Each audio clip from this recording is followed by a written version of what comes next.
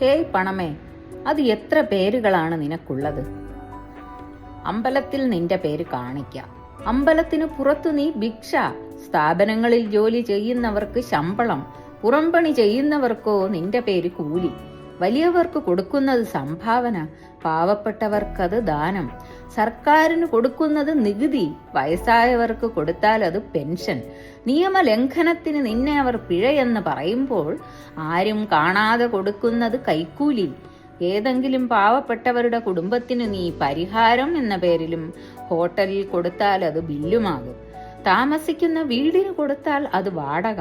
കശ്മലരുടെ കൈകളിലെത്തിയാൽ നീ സുപാരി. അങ്ങനെ പല പല പേരിൽ അറിയപ്പെടുന്ന നീ ഒരു സഞ്ചാരി. വലിയവന്റെ കയ്യിൽ നീ വിരിഞ്ഞു വലുതാകും, ചെറിയവന്റെ കയ്യിലോ നീ വാടി ചെറുതാകും. കുറ്റം നിന്റേതല്ല പണമേ, കളിപ്പിക്കുന്ന കൈകളുടെ കളിപ്പാവ മാത്രമാണു നീ.